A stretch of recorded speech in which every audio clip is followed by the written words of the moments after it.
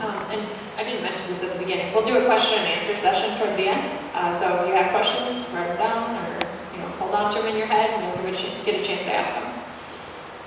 Next question is, some of you guys already touched on this a little bit, but if you elaborate a little bit, what are the long-term outcomes of not working toward fixing these issues? And I'm going to start with Jennifer now.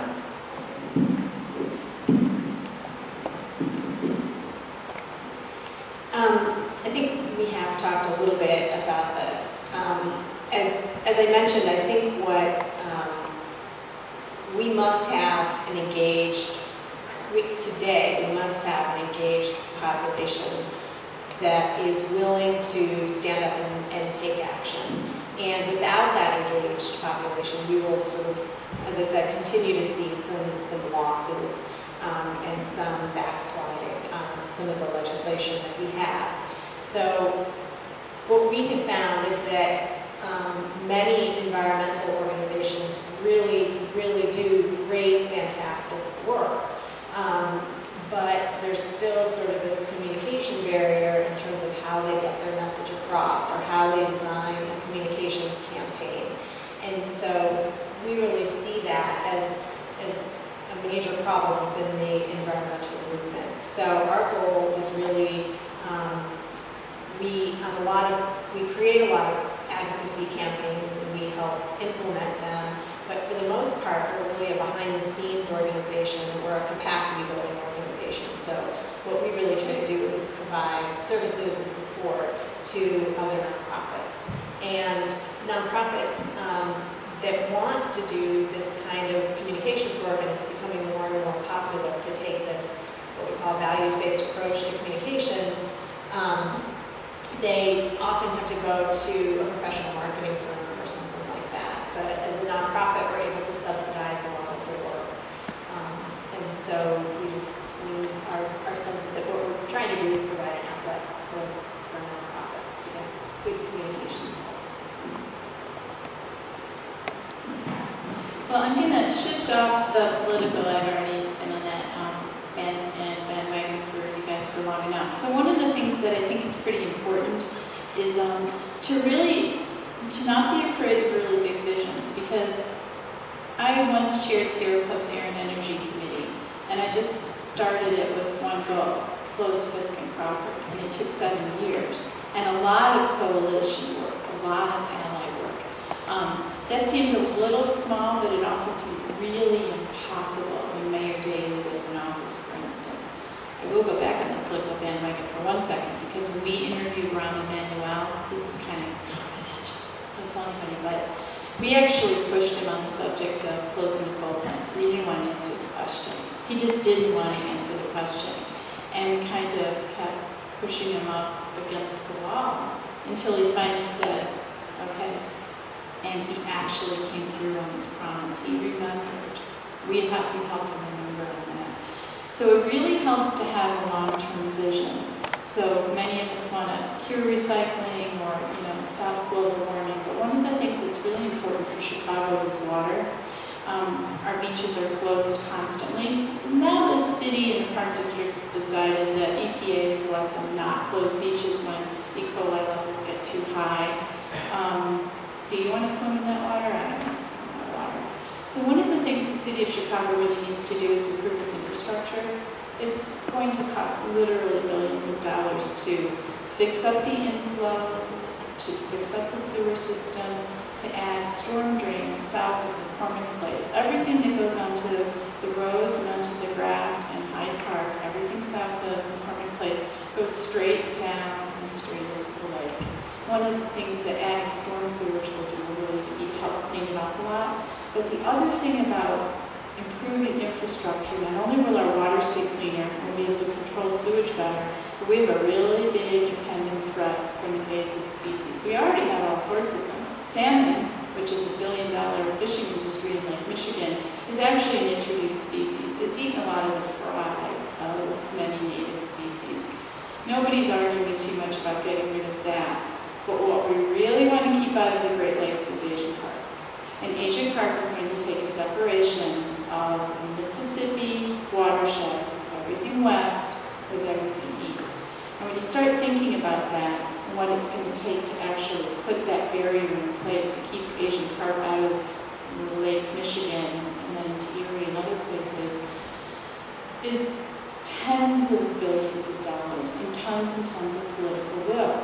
But it also means that as part of this, the Grand Calumet River and the Little Calumet River and the Lake Calumet area are really big shipping areas. They're really polluted, they're really dirty, and they're not efficient.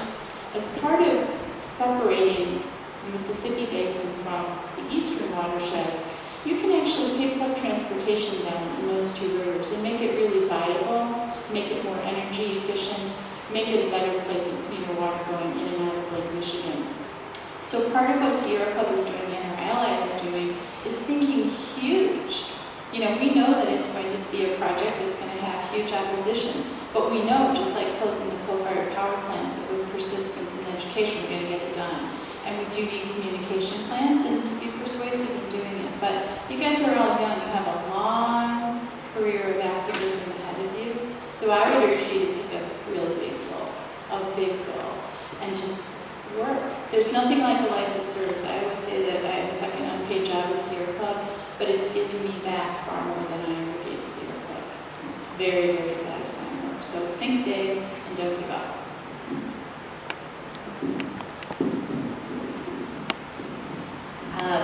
Again, back to clothes recycling.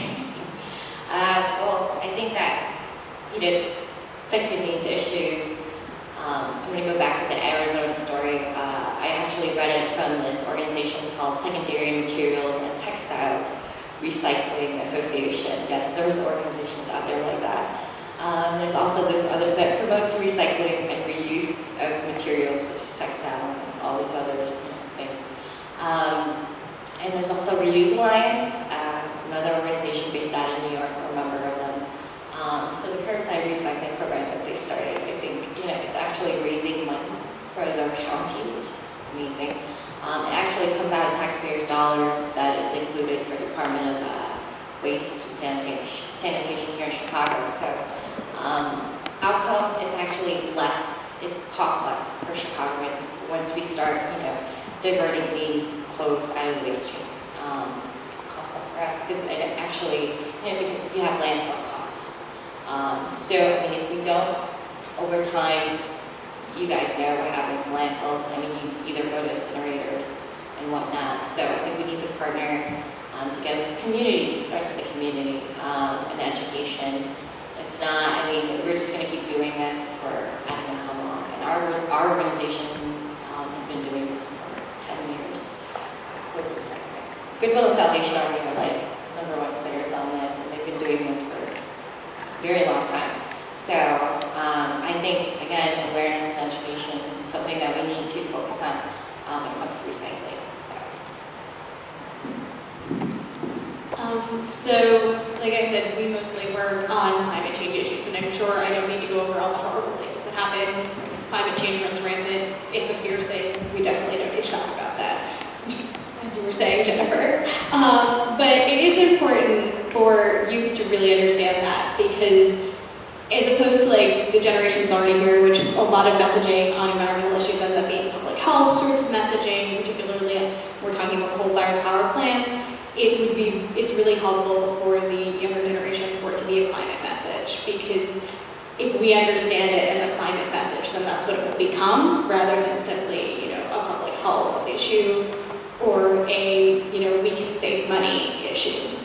So that's one of our goals. CYCC does a lot of grassroots organizing so that we can do a lot of activism, which is really important, because even though people like legislators and Congress and makers and whoever make the decisions, they need to push in the right direction. And, environmental activism, that's what that's all about, is just being present, showing that the issue is important and that we care, and that if we want something done about this, or we're not going away until something gets done. So that's something that we think is really important, and that we use a lot of different tactics to get people to do.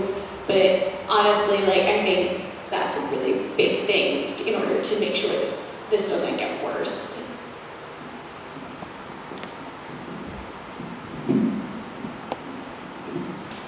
Okay, so again, they're doing a great job of answering the questions and answering them before we get to them. So I'm going to combine the last two questions. How do you encourage people to get involved with your cause, which some of them have already touched on that. And I also asked them to give one thing that they would recommend to help with the environment. So if there was just one thing that someone could do, in their everyday life, work with, what would that be? So I'm going to start all the way down at the end this time.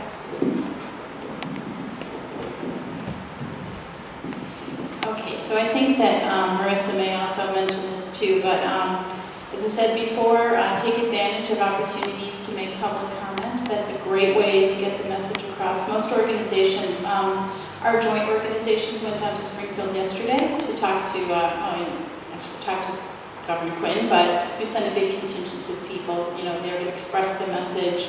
Sometimes we do it in rallies where it's just signs or funny costumes. We really like camping out in places where politicians can't avoid us. We often like being very formal in our response to the EPA when they ask us questions. We like to really answer the question, but we also kind of like to do gimmicky things that just draw attention, and then you get somebody on the street to say, well, why are you dressed as a giant lump of coal? It's sort of easy to do. We often participate in the Green Fest, which happens every spring, and someone that Marissa knows, Edward Warden, who's here at the University of Chicago, really gets the message across about climate change because he dresses in a gigantic polar bear outfit. He's like a 7-foot-tall polar bear. Every single child in the room runs over. A lot of girls come up, give Edward all sorts of hugs and kisses, and he doesn't mind that at all either. But the idea that, it's sort of it's a negative fear, but in a cuddly, sort of package. It really makes a difference when you see that, a polar bear might really drown if there isn't enough pack ice. We do lots of that. But we also do lots of phone banking. We'll call members to help turn them out to things. And a lot of times those conversations turn into, a conversation about what our group is doing or the things that are important to them. So since we have 7,000 people in the city who live all over the city and the suburbs, finding out what the local things are important and then helping support them really helps too. We do a lot of public education, tons and tons of public education. We table at lots of rock concerts and farmers markets and that sort of thing. Talk a lot about carp. We talk a lot about energy too. And then the other thing that Jeff and I do, we're bird watchers, and one of the things that we found really, really effective to get people to care about the city and the city's natural areas, we have a really big urban wildlife population in the city. As we've been running monthly beginning birder nature walks, we're doing one in Jackson Park on August 18th. If you guys want to join us, we're going to meet it's a Saturday, we're going to meet at 7 at the Clarence Darrow Bridge. And it's really cool to take people into the natural environment, even if it's in the middle of a city, and just show them that you can have a natural environment in the middle of one of the biggest metropolises. We're also doing a really big beach week on September 15th. If you guys want to come down to Montrose, that's really helpful to actually get your hands in the sand and clean stuff up, and also do a lot of environmental education too. So a lot of it is getting people outdoors. And I think the one really important thing that you can do is probably just that, to make a human connection with another human. And last time, we had a little boy who was just 6 years old, and he was amazing. Really bright kid. But we probably made an impression on that little boy that's going to last for most of his life. Just showing him cool stuff, laying in our stomachs looking into Montrose Harbor at the fish, showing him bugs and caterpillars, and just actually making that connection with people so that you show them why you care. And you don't tell them why you should care. We have to keep the beach clean. Instead, we show them a beaver one time walked up onto right onto the beach in the middle of one of our trips. The things are half as big as this table. They're gigantic. And people were literally open-mouthed that could happen.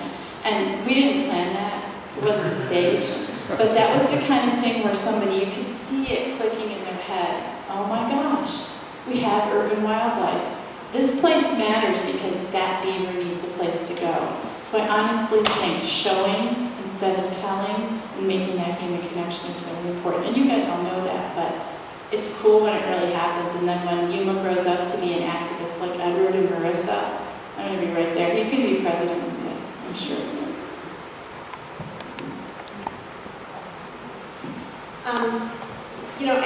Christine, first of all, is sort of practicing a lot of what we preach, which is getting people outdoors and getting them connected with nature.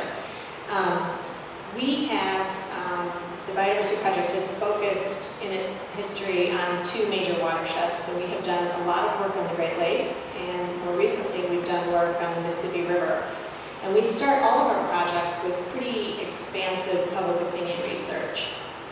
And one of the things that we found that was really fascinating is that the public opinion research for folks living in the Great Lakes, people really identify with this region as I live in the Great Lakes region, or I live near Lake Michigan. And there's already a sense of connection there and of value. And that's very important. Now, what they're completely missing is that there are threats to the Great Lakes. That's it doesn't show up in any of the surveying, but they just don't really get it. There's a strong emotional attachment. A lot of people have fond memories of vacationing in the Great Lakes, and so in a sense that they really care about the Great Lakes.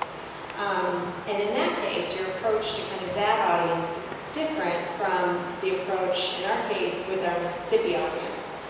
We surveyed communities up and down the Mississippi River. It touches 10 states, from the headwaters in Minnesota down to the Gulf of Mexico. And we found that people valued the river for its cultural significance and its historical significance, but they didn't connect with it in any way. Their responses to questions about does the river play any sort of role in your life are, completely different answers between the folks living in the Great Lakes region and the folks living in the Mississippi River region. So, as our communication tasks in the Great Lakes is about people are already connected. So we're going to use those values about cherishing those childhood memories of vacationing on the Great Lakes to introduce them to what's wrong with the Great Lakes. And it's not that we don't talk about threats, because we do. We talk about problems and solutions. We just don't start with them. We will always kind of start with this values-based message about why this might mean something to you. In the Mississippi River, it's very much about getting them to recognize that the river actually does play an important role in their life. We often try and hit on that cultural or historical significance to bring them in. But in the Mississippi River, we find that our biggest challenge there is to reconnect people. And one of the ways that you reconnect people is to do a lot of what Christine was talking about, which is getting them out on the river. So we have a program called One Mississippi, and we're at festivals up and down the river all year long, recruiting people to become what we call river citizens, and our goal is 10,000 river citizens. We're about halfway there. But then when we have these river citizens signed up, we do continue to try and educate them, but even more importantly, we try to get them out on the river. So that's our big goal, is come to a restoration event, come to a cleanup event, come paddle on the river, ride your bike along the river, because it's really, that's what was missing with this audience. And so again, we could have tried the same approach that we did in the Great Lakes on the Mississippi River. We would have really missed the boat, so to speak. In the Great Lakes, the messaging and all the research that we did really ended up in having the Great Lakes Restoration Initiative passed, which has pumped millions of dollars into restoration in the Great Lakes, and each year it's been renewed. And during the last presidential race, the coalition that worked on that asked both presidential candidates to sign an agreement saying they would put money towards restoring the Great Lakes if they got elected. And this was really a genius movement, because both presidents signed that agreement. And so we kind of knew, we wanted Barack Obama, but if we didn't get him, we still had a commitment from the president. So I would just end, I would say that the biggest thing that I would recommend that I think is so important is taking action. Pick the issue that you really care about, find a good nonprofit that's working on that issue, and figure out how to support them, figure out what kind of advocacy things they're planning, and try and get involved in that way. Because there are tons of really fantastic groups out there doing really good work. So as I mentioned before, environmental activism is what I think is pretty much the single biggest thing that you can do.